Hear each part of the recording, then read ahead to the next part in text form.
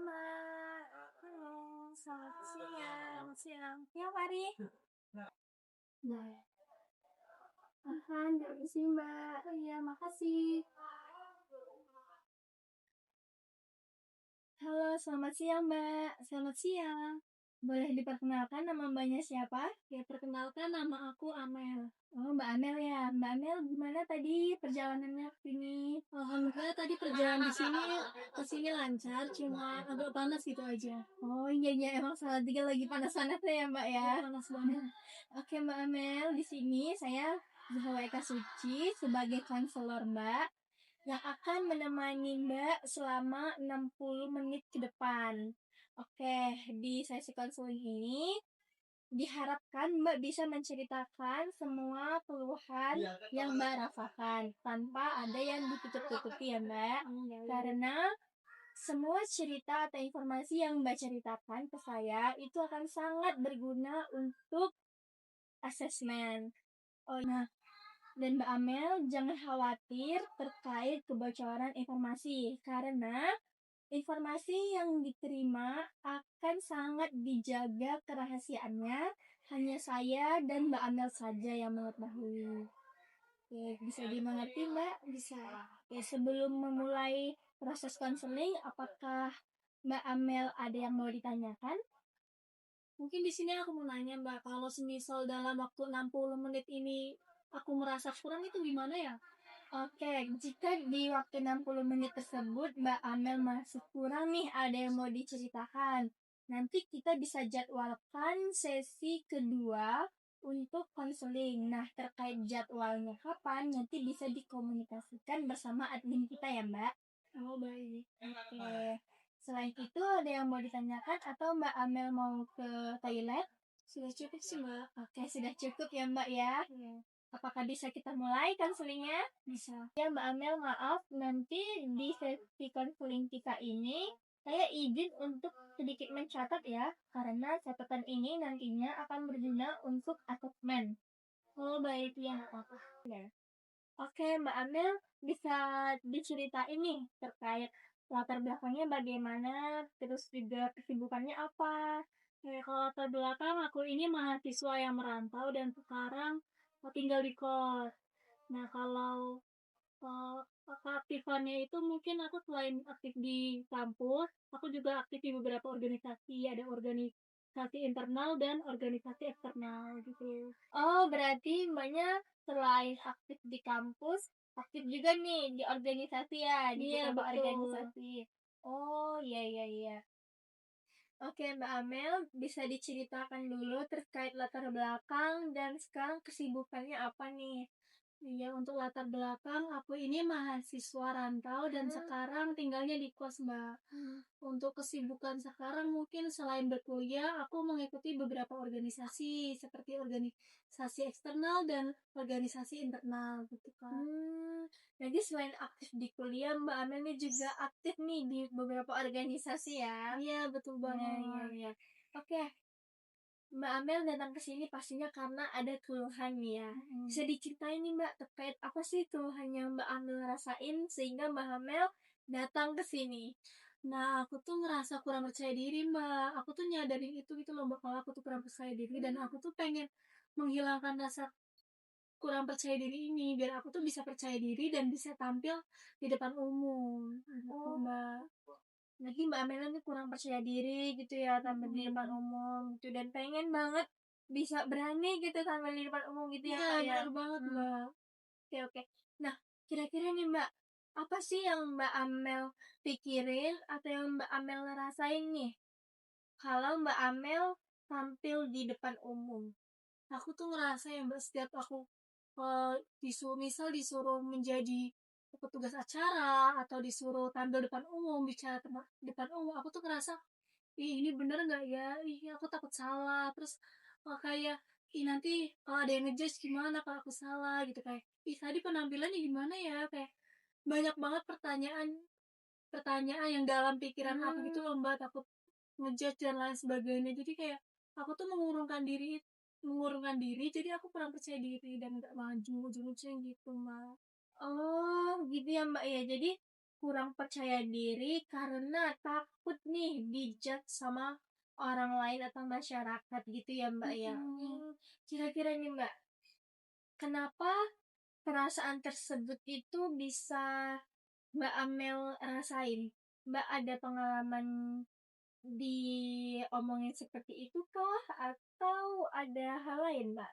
Nah, aku tuh di sini lulusan dari institusi yang termasuknya baik gitu, Mbak. Dengan lulusan-lulusan yang baik, bisa public speaking, bisa bahasa, bisa tampil depan umum, pede dan lain sebagainya.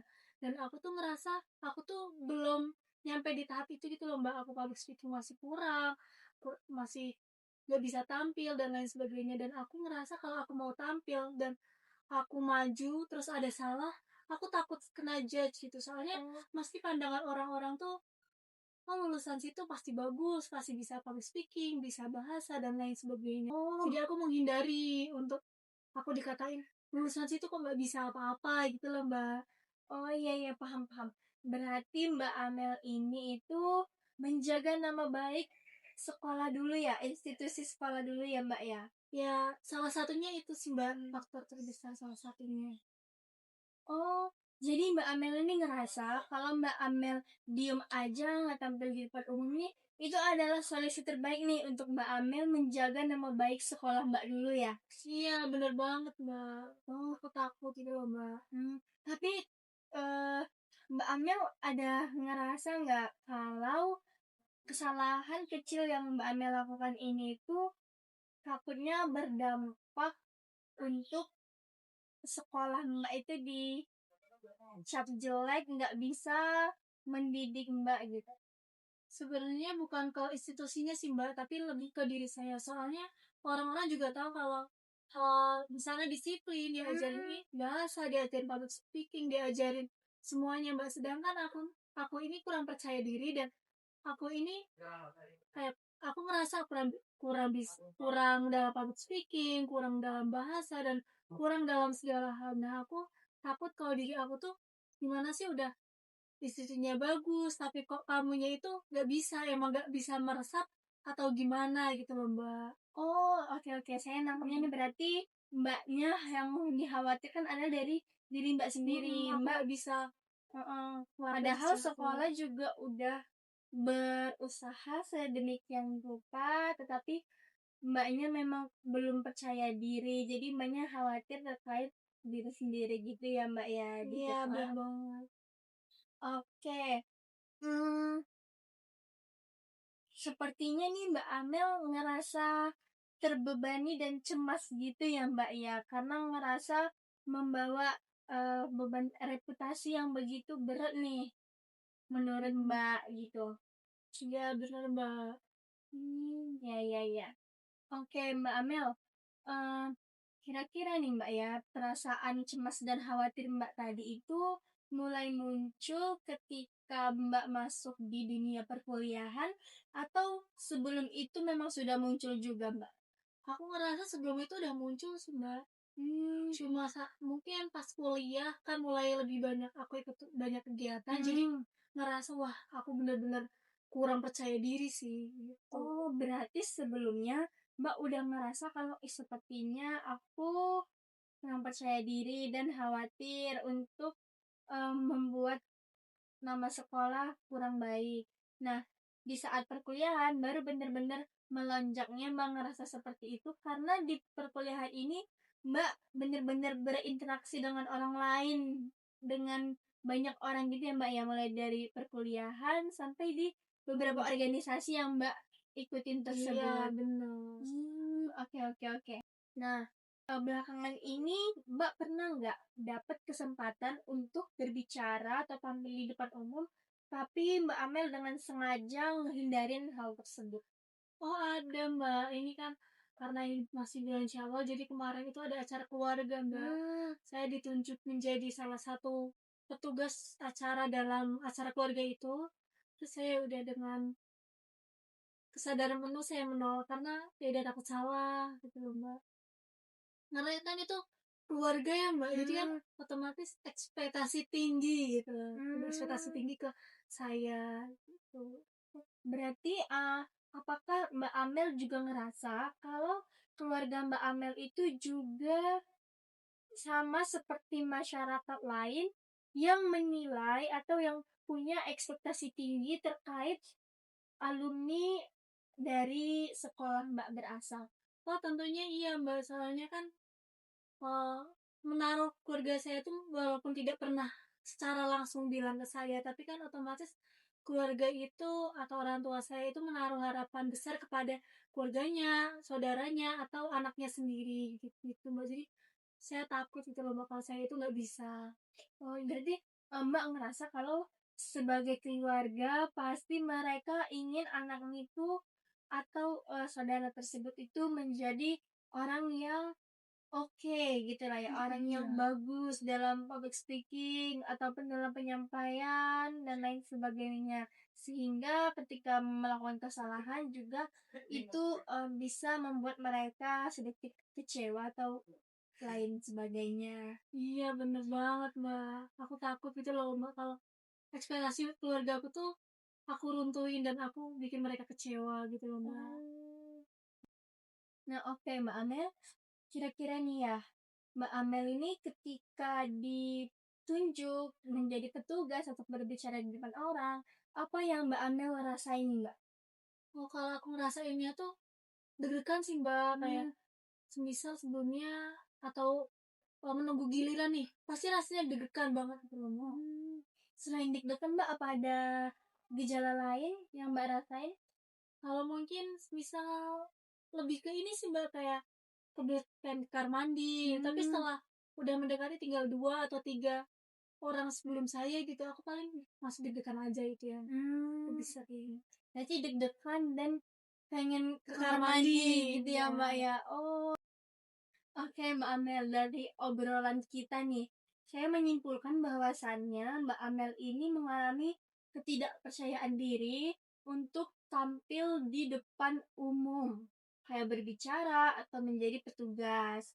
Karena ada standar kesempurnaan nih yang diciptakan oleh masyarakat dan bahkan keluarga Mbak sendiri terkait lulusan dari sekolah Mbak tersebut. Iya, bener Nah, banget, Mbak. makanya dari situ Mbak mulai menarik diri agar menjaga nama baik sekolah tersebut ataupun menjaga nama Mbak sendiri. Gitu ya, Mbak, ya? Iya, Mbak, bener banget. Nah, dan dari situ juga sebenarnya Mbak Amel ini pengen nih keluar dari zona tersebut gitu ya, Mbak, ya. Makanya Iya, Mbak bener, Mbak. konsultasi nih ke sini. Iya, bener banget, Mbak. Aku nih pengen gitu keluar dari zona itu, tapi bingung caranya gimana. Oh, oke, oke, oke. Kalau boleh tahu nih Mbak ya, saat ini tuh Mbak Amel udah pernah nyoba nggak terkait teknik-teknik yang bisa Mbak lakukan untuk ngehandle rasa nggak percaya diri tersebut? Kalau aku yang pertama tuh aku pernah nyoba itu, Mbak, yang namanya, kayak latihan kan orang-orang bisa tuh latihan depan cermin apa kamera. Hmm. Nah, aku pernah misal, depan kamera nih, Mbak, tapi setelah aku lihat hasilnya kayak, "Ih, apaan sih ini kok hasilnya kayak gini?" Terus aku kayak, "Ih, kok kurang banget ya?" Aku hapus gitu. Jadi Hmm. kayak kurang efektif menurutku kalau pakai kamera. Terus ya beberapa kali aku ikut seminar tapi juga gimana ya, Mbak, cuma materi-materi tanpa aku latihan kan juga termasuknya Hmm. percuma gitu ya, Iya, iya, Mbak. benar, benar, Gitu, benar. paling itu aja sih, Mbak. Berarti teknik yang udah Mbak lakuin ini ada berbicara di depan kamera gitu ya Mbak ya, Mhm. latihan berbicara di depan kamera. Oke. Tapi dari situ juga Mbak belum ngerasa efektif seperti itu Iya, ya Mbak bener ya? banget. Oke, Mbak Amel, tadi itu terkait teknik yang udah Mbak coba tuh juga sangat bagus nih Mbak untuk melatih ya, melatih berbicara di depan umum kayak gimana ya mimik saya ataupun gimana susunan kata saya nih ketika berbicara di depan umum nantinya. Nah, itu sangat bagus Mbak berbicara di depan kamera sendiri. Mungkin hanya perlu di rajin-rajin dilakukan ya Mbak ya. Oh, Oke, iya. selain itu Mbak, saya juga punya saran nih yang bisa Mbak Amel pertimbangkan untuk dilakukan ya. Yang pertama, Mbak Amel itu harus bisa memisahkan identitas pribadi Mbak dan label dari alma mater Mbak gitu. Kayak Mbak coba melihat diri Mbak sendiri itu sebagai individu yang sedang belajar gitu. Yang mana orang yang sedang belajar ini sangat-sangat wajar untuk melakukan kesalahan, karena dari kesalahan tersebut juga kita bisa ngeliat nih kira-kira dari diri kita apa yang perlu ditingkatkan dan apa yang perlu diperbaharui, yang perlu diperbaiki gitu Mbak. Terus saran yang kedua ini Mbak bisa melakukan uji realitas nih terhadap pikiran negatif Mbak tadi itu, yang bisa dicoba setiap kali muncul nih di pikiran Mbak Amel, kayak nanti aku dikira orang kayak apa sih, kok nggak jelas banget ngomong apa sih kayak gitu. Nah, coba nih Mbak itu tanyakan balik sama diri Mbak sendiri, kayak emang ada bukti yang jelas bahwasannya mereka itu benar-benar mengatakan Mbak seperti itu. Nah, karena ya Mbak, seringkali ketakutan kita itu lebih nyeremin daripada kenyataan yang ada di lapangan. Dan kita juga harus ingat, Mbak harus ingat bahwa kebanyakan orang lain itu lebih fokus ke diri mereka sendiri gitu, daripada menghakimi kesalahan diri orang lain. Karena Mbak, kita di kehidupan orang lain itu hanya sebagai figuran saja. Begitu juga orang lain di kehidupan kita. Kita pasti menganggapnya hanya mereka tuh figuran. Tokoh utama di kehidupan ini adalah diri kita sendiri. Seperti itu kan. Orang-orang lain juga berpikir seperti itu, bahwasanya tokoh utama di dalam diri mereka, hidup mereka itu adalah diri mereka sendiri, sehingga mereka benar-benar sebenarnya nggak yang begitu memperhatikan kesalahan kecil dari orang lain gitu. Yang ketiga, ini Mbak bisa menerapkan teknik small wins, atau ini kayak paparan bertahap gitu Mbak. Nah, Mbak itu mulai nih dari langkah yang kecil aja Mbak, yang paling rendah gitu. Kayak tadi Mbak ngomong di depan kamera itu udah bagus banget, walaupun hanya diri Mbak sendiri kan yang ngeliat, tapi itu adalah langkah kecil yang kalau dilakukan berulang-ulang terus itu bisa memiliki dampak yang besar juga nih Mbak. Atau eh, ber- berbicara di depan cermin juga bisa, ataupun bersama temen, ngobrol-ngobrol sama temen nih itu juga bisa. Nah, terus itu ada yang keempat nih, latihan afirmasi dan komunikasi asertif, Mbak. Nah, di sini tuh Mbak bisa latihan teknik komunikasi asertif gitu. Kayak Mbak itu mensugesti diri sendiri, kayak katakan ke diri sendiri kayak saya memiliki hak untuk bertanya dan saya memiliki hak untuk belum tahu. Nah, saat menyampaikan ide Mbak ini juga, Mbak itu fokus aja ke isi pesan yang Mbak berikan, bukan bagaimana pandangan orang itu dalam menilai Mbak. Jadi Mbak fokus aja sama apa yang mau Mbak sampaikan gitu. Terus yang kelima ini ada fokus pada kontribusi, bukan penilaian. Ini hampir sama ya Mbak ya, kayak saat ditunjuk nih jadi petugas di dalam sebuah acara organisasi Mbak semisal nih ya, atau seperti tadi yang Mbak ceritakan menjadi petugas di acara keluarga nih. Nah, Mbak itu ubah sudut pandang, kayak daripada Mbak berpikir nanti kalau aku gagal gimana, nah lebih baik berpikir bagaimana aku bisa membantu agar acara ini berjalan lancar gitu. Kayak istilahnya tuh aku memberikan kontribusi yang bagus nih seperti apa ya untuk acara keluarga ataupun acara organisasi tersebut. Seperti itu ya Mbak. Oh begitu, baik. Oke Mbak Amel, sekarang kita sudah berada di akhir sesi. Nah, tadi kita sudah mendiskusikan nih terkait rasa ketidakpercayaan diri Mbak Amel, yang mana bermula dari Kekhawatiran Mbak Amel untuk, tampil di depan umum melakukan kesalahan karena pandangan dari orang-orang lain bahwasannya lulusan dari sekolah Mbak Amel tersebut itu adalah orang yang jago public speaking ataupun dalam penyampaian. Oke, Mbak Amel, tadi saya juga sudah menjelaskan terkait dengan teknik-teknik atau saran-saran dan tugas yang bisa Mbak Amel lakukan nih sepulang dari sesi konseling ini. Nah, di sesi selanjutnya akan kita jadwalkan pertemuan lagi untuk membahas terkait progres yang sudah Mbak Amel dapatkan dan lakukan dari tugas-tugas tersebut. Oh, baik, Mbak. Dari Mbak Amel, ada yang mau ditanyakan lagi? Dari aku cukup sih, Mbak. Oke, kalau sudah cukup, berarti sesi konseling kita hari ini kita sudahi dulu ya, Mbak.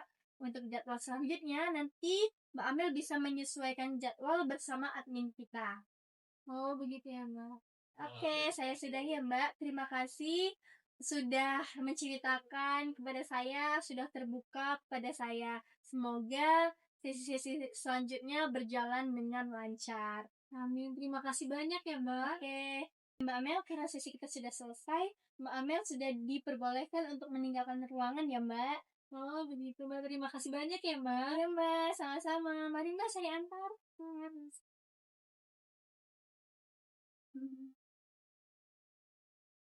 Nah.